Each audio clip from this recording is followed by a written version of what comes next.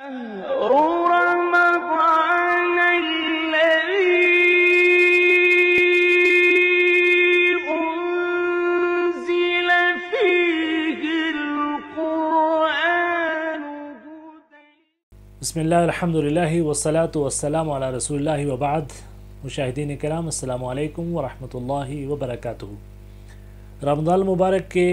نشریات کے اس مبارک سلسلے میں گزشتہ شب تلاوت کیے گئے 70ویں پارے کا خلاصہ پیش خدمت ہے. 70ویں پارے میں دو صورتیں وارد ہیں، پہلی سورۃ الانبیاء اور دوسری سورۃ الحج. سورۃ الانبیاء اس میں 12 آیات اور 7 رکوع ہیں، اور اس کی وجہ تسمیہ یہ ہے کہ اس میں تقریباً 17 انبیاء کرام کا تذکرہ موجود ہے، اس لیے اس کو سورۃ الانبیاء کہا جاتا ہے. اور اس میں جو خصوصی مضامین بیان کیے گئے ہیں، اس میں جو اہم مضامین ہیں ان میں سب سے پہلی چیز تو یہ ہے کہ اس کی ابتدا میں انسان کی زندگی کے زوال اور اس کے عارضی ہونے کی تصویر کشی کی گئی ہے، اور یہ بتایا گیا کہ قیامت کا وقوع اور حساب کا دن بہت قریب آ گیا ہے، لیکن انسان ابھی غفلت میں. اقترب للناس حسابهم وهم فی غفلۃ معرضون. اور پھر جو ہے انسان جو آخرت کے لیے کسی طرح کی تیاری نہیں کرتے، اور جب بھی اللہ کی طرف سے کوئی آیت اور کوئی چیز ان کی طرف احکامات کے سلسلے میں آتی ہے تو وہ اس سے اعراض کرتے ہیں اور اس کو سنجیدگی سے لینے کے لیے تیار نہیں ہوتے، جبکہ یہ وہ قرآن ہے کہ جس کو اس کی عظمت والے قرآن کو کس قدر سنجیدگی اور وقار کے ساتھ اسے سننا اور اسے قبول کرنا چاہیے. دوسری بات جو اس میں بیان کی گئی ہے وہ یہ کہ مشرکین جو ہے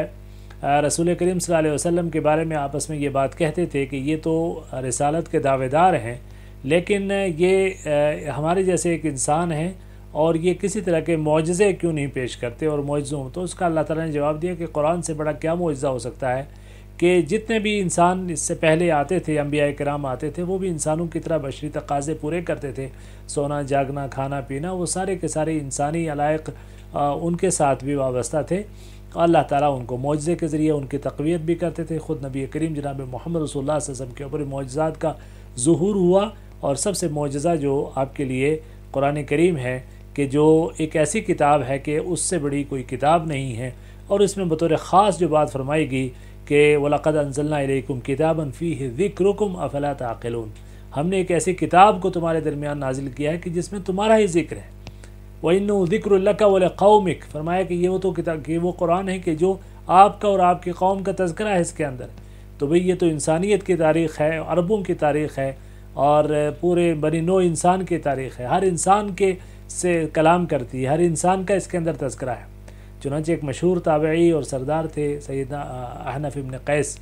جب انہوں نے یہ آیت پڑھی تو ایک دم وہ کہنے لگے کہ مجھے شوق پیدا ہوتا ہے کہ میرا تذکرہ قرآن میں کہاں. ہم یہ تصور کیجئے کہ قرآن گویا آپ سے مخاطب ہے، ہر شخص اپنے آپ کو قرآن کا مخاطب سمجھے اگر، تو اس کی دلی کیفیت کیا ہو سکتی ہے. چنانچہ وہ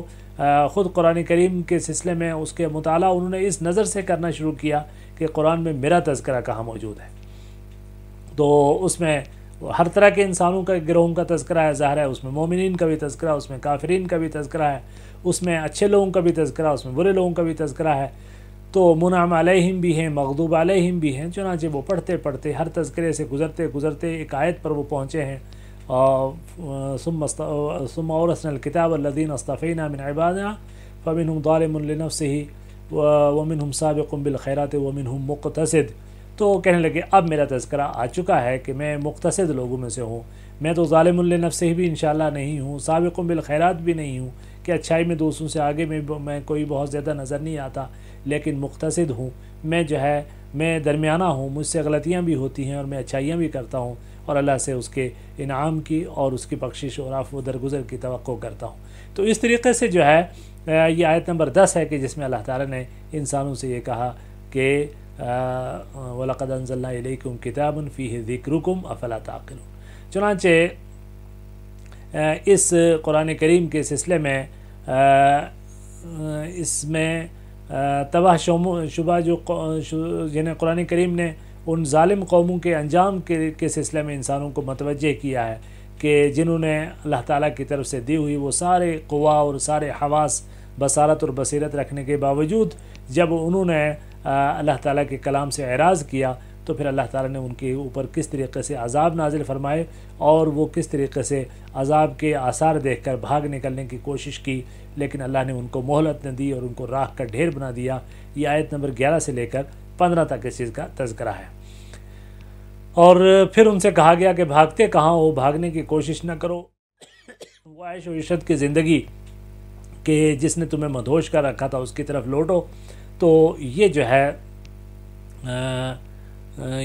کیا کہتے ہیں اس کو، ان کی تذلیل کے طور پر یہ بات کہی گئی۔ پھر جو ہے تیسرا مضمون جو خاص طور سے ہے اس میں کائنات کو کی اس کھلی ہوئی کتاب میں اللہ تعالیٰ کی طرف سے جو وحدانیت کے بے شمار جو دلائل بکھرے ہوئے ہیں، زمین اور آسمان اور سورج اور چاند اور صبح اور شام، یہ ساری کی ساری چیزیں اللہ نے فرمایا کہ اسے ہم نے لہو و لعب کے طور پر، یہ کھیل تماشے کے طور پر نہیں پیدا کیا، بلکہ یہ ایک حکمت کے تحت اور اس مقصد کے لیے اللہ تعالیٰ نے پیدا کیا کہ تاکہ انسان اس میں غور و فکر کرے اور عبرت حاصل کرے، اور اس عالم کی، اس دنیا کی ہر چیز اللہ کی تسبیح میں لگی ہوئی ہے، اس کی اطاعت میں لگی ہوئی ہے، لیکن صرف انسان ہے جو غافل ہے اور جس نے اپنا وتیرہ سرکشی اور غفلت کو بنا لیا ہے۔ یہ مضامین 16 سے لے کر 20 نمبر آیات میں اللہ تعالیٰ نے بیان کیے۔ پھر اس کے بعد جو ہے آیت نمبر 21 سے لے کے 24 تک جو ہے اللہ تعالیٰ نے مشرکین کا تذکرہ کیا ہے کہ انہوں نے اللہ تعالیٰ کی ذات کو، اس حی و قیوم ذات کو چھوڑ کر کچھ جمادات جو بتوں کو اور اس طرح کی چیزوں کو اپنا جو ہے حاجت روا اور مشکل کشا سمجھا ہوا ہے، اور ان کے سامنے وہ جھکتے ہیں، ان سے اطاعت کرتے ہیں۔ ان سے طلب کیا گیا ہے کہ کوئی دلیل تو دو اپنے اس گمراہی کی جو تمہارے پاس ہو۔ اور پھر اس کے بعد جو ہے کچھ اللہ تعالیٰ نے مشرکین کے ان باطل نظریات کی تردید کے بعد اللہ تعالیٰ کے ایک خالق اور مالک اور قادر مطلق ہونے کی تقریباً 6 دلائل ذکر کیے ہیں، اور یہ سارے کے سارے وہ دلائل ہیں جو تکوینی دلائل ہیں، جو اس کائنات کے اندر اللہ تعالیٰ کی اس کی قدرت اور اس کی قدرت کے کرشمے ہیں، جس کو انسان اپنی آنکھوں سے دیکھ سکتا ہے، ان سب کو اللہ تعالیٰ نے بیان کیا ہے۔ اور اس میں جو یہ ان 6 دلائل میں جو سب سے پہلی دلیل یہ ہے، اور یہ ایک بہت بڑا معجزہ ہے، قرآن کریم کے ایک سائنسی معجزے ہونے کی بھی یہ بہت بڑی دلیل ہے۔ یہ 6 کے 6 دلائل جو اللہ تعالیٰ نے بیان کیے ہیں، اس میں پہلی دلیل یہ تھی کہ ان السماوات والارض کانتا رتقا ففتقناہما، کہ یہ زمین اور آسمان پہلے ملے ہوئے تھے اور پھر ہم نے ان کو جدا جدا کر دیا، آسمان کو فرشتوں کا مسکن بنایا، زمین کو انسانوں کا مسکن بنایا۔ اور یہ وہ چیز تھی کہ اس کے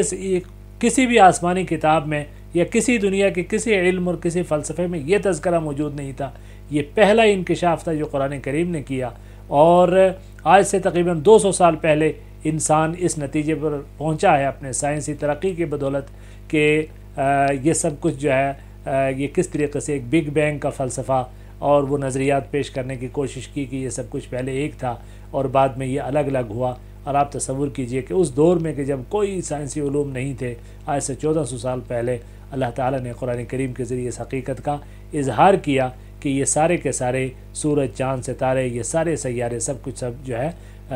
آپس میں ملے ہوئے تھے۔ اور دوسری چیز اسی میں فرمایا کہ وَجَعَلْنَا مِنَ الْمَاءِ كُلَّ شَيْءٍ حَيٍّ، اور یہ دوسری دلیل تھی کہ ہم نے پانی کے ذریعے ہر چیز کو زندہ کیا۔ اور آج تمام دنیا تسلیم کرتی ہے کہ پانی وہ بنیادی مادہ ہے کہ جس پہ کائنات کی تمام چیزوں کا کہ بقا اور ان کا انحصار اس کے اوپر بھی ہے، ٹھیک ہے۔ اور وہ سارے کے سارے دیگر سیارے جس پر انسان کمند ڈالنے کی کوشش کرتا ہے، اربوں ڈالر تحقیقات کر کے مشن، مریخ مشن اور فلانا مشن بھیجتا ہے، اور وہاں زندگی کے آثار ڈھونڈے جاتے ہیں، پتہ چلتا ہے کہ وہاں پانی نہیں ہے، جہاں پانی نہیں ہے وہاں زندگی نہیں ہے۔ زمین اس لیے قابل رہائش ہے کہ یہاں اللہ نے پانی دیا، اور فرمایا وَجَعَلْنَا مِنَ الْمَاءِ كُلَّ شَيْءٍ حَيٍّ۔ تیسری دلیل یہ تھی کہ ہم نے اس زمین میں پہاڑ بنائے ہیں تاکہ زمین اس کے بوجھ سے ہلنے نہ لگے اور زمین اپنی جگہ تھمی رہے، اور ایک میخ کے طور پر زمین کے اندر گاڑ کے رکھا ہے۔ تو ظاہر ہے یہ بھی انسان آج اس نتیجے پر پہنچا ہے کہ یہ زمین جو اندر سے جو ہے گرم لاووں سے کھول رہی ہے، وہ جو زمین کا جو کور ہے وہ آگ کا گولا ہے، اور کس طریقے سے اگر کہیں کہیں آتش فشاں پھٹتا ہے اور اس کا لاوا کہاں کہاں نکلتا ہے، وہ گویا یہ جو ہے یہ وہ سانس لیتی ہے زمین اس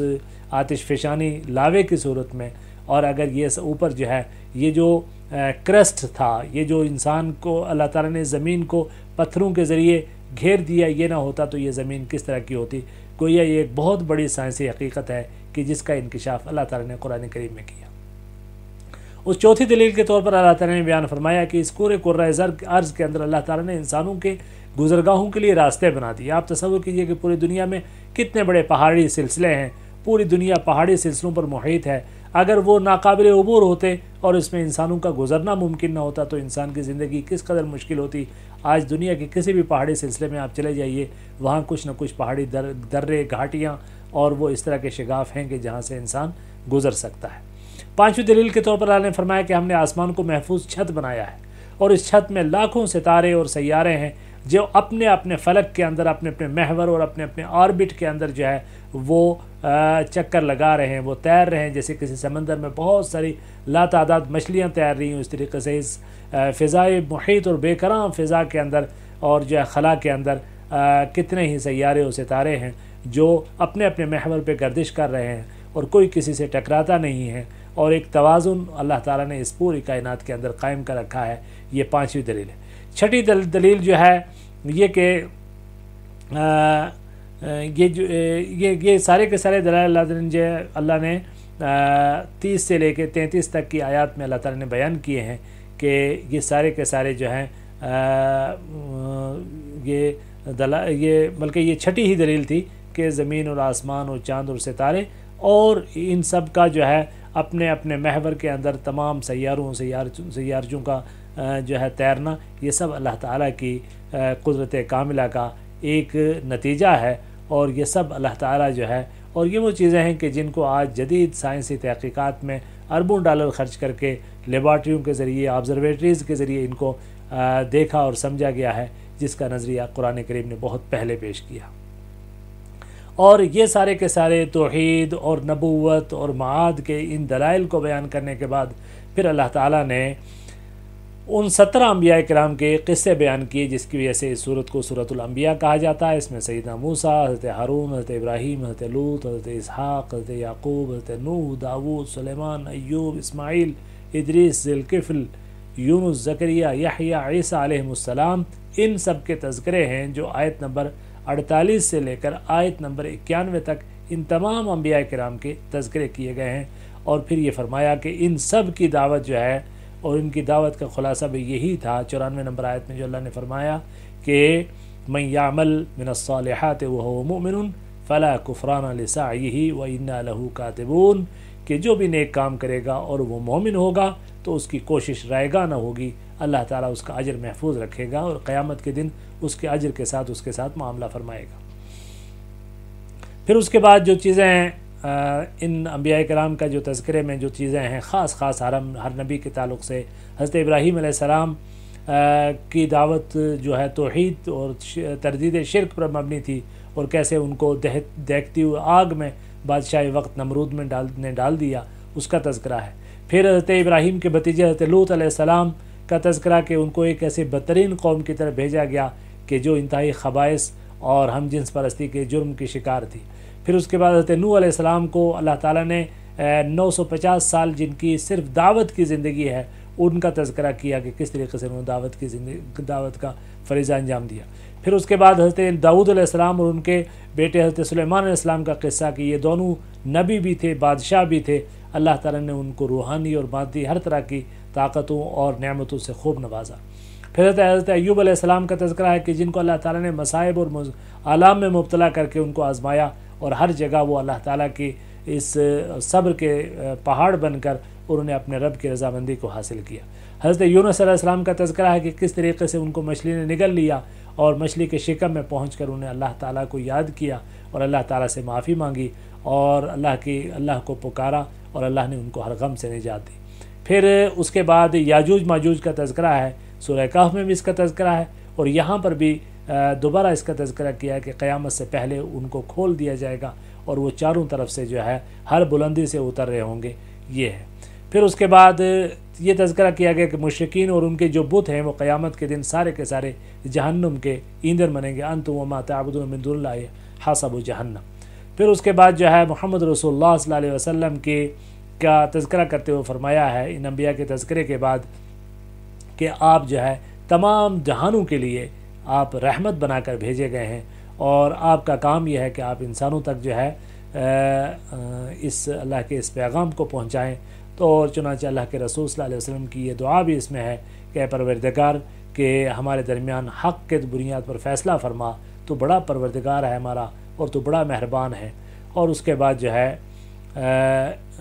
یہ وہ دعا ہے کہ جس کے اوپر جو ہے اللہ اس صورت کا اختتام ہوتا ہے، اور یہی وہ دعا تھی کہ جس کے نتیجے میں اللہ تعالیٰ نے بدر میں مسلمانوں کو فتح نصیب فرمائی۔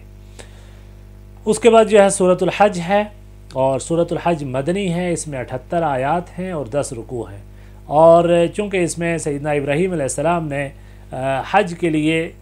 ایک پکاری اللہ کے حکم سے، اس اعتبار سے اسے سورۃ الحج کہا جاتا ہے۔ اور عام طور پر جیسے میں نے پہلے بھی عرض کیا ہے کہ جو مکی صورتیں ہوتی ہیں اس میں عقائد کے اوپر خاص طور سے اس کا ذکر ہوتا ہے، اور مدنی صورتوں میں جو ہے وہ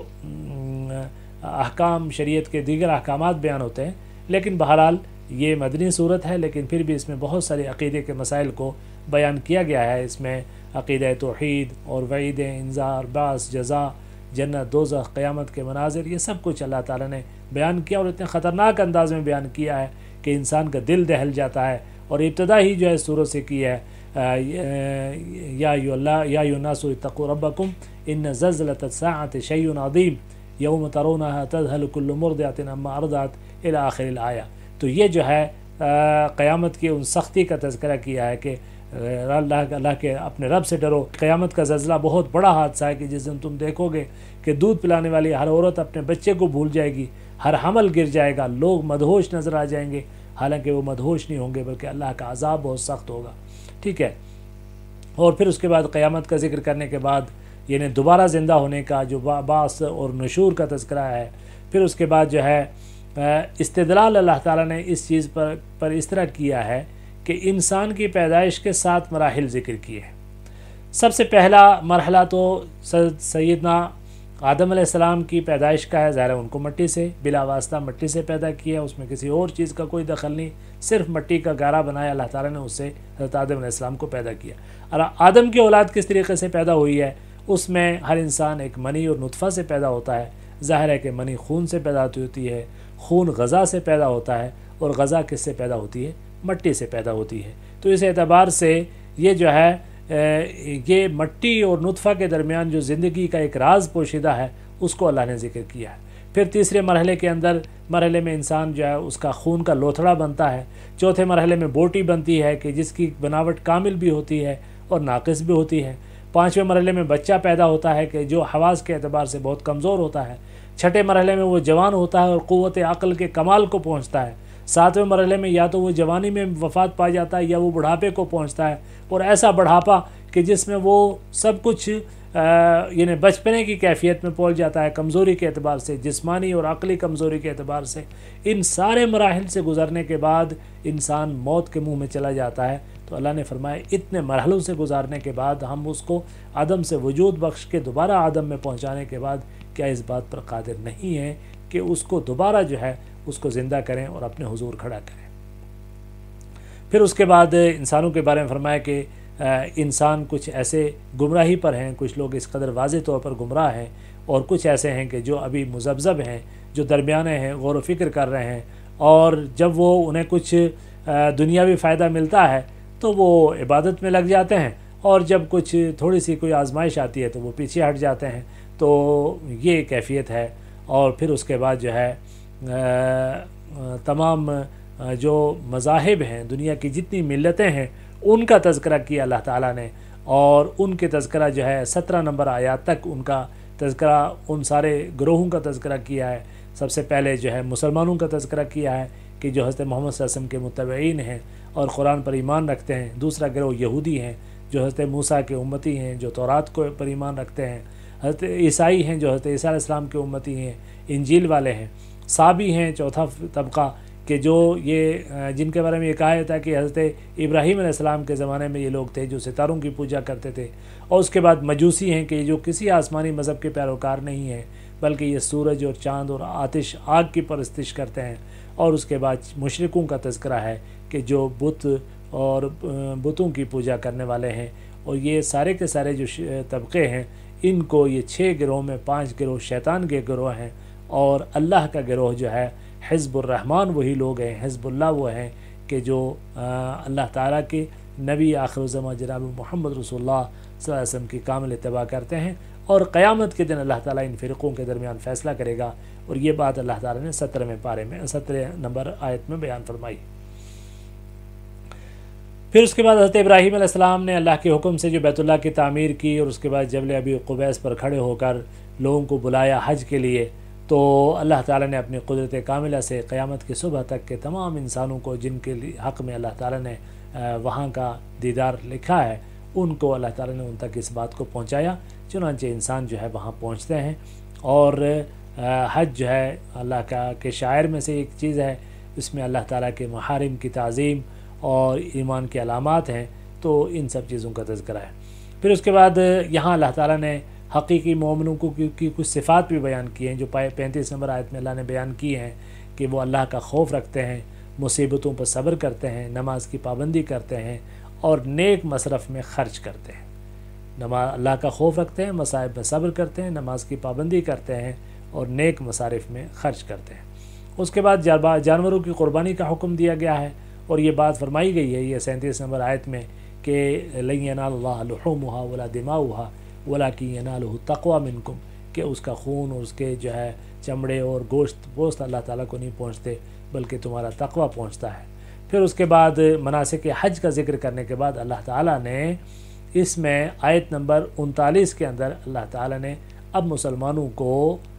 جہاد اور قتال کی اجازت دی ہے۔ اذن الذین یقاتلون بانہم ظلموا وان اللہ علی نصرہم لقدیر۔ تو یہاں پر اللہ تعالیٰ نے مسلمانوں کو جہاد کی اجازت دی ہے، اور آپ تصور کیجئے کہ اس سے پہلے قرآن کریم میں اللہ تعالیٰ نے تقریباً 70 مقامات پہ مسلمانوں کو ہاتھ روکے رکھنے کی، صبر کرنے کی، اعراض کرنے کی، درگزر کرنے کی تلقین کی ہے۔ گویا 70 بار یہ تلقین کرنے کے بعد اب اجازت دی جا رہی ہے، اور وہ بھی اس الفاظ میں کہ جن لوگوں کے اوپر ظلم کیا گیا ہے ان کو اس بات کی اجازت دی جاتی ہے کہ وہ اپنا بدلہ لے سکتے ہیں، وہ جہاد اور قتال میں حصہ لے سکتے ہیں۔ چنانچہ یہ جو ہے اللہ تعالیٰ کی طرف سے گویا یہ پہلا مرحلہ ہے قرآن کریم میں کہ جب جہاد کی اجازت دی گئی ہے۔ پھر اس کے بعد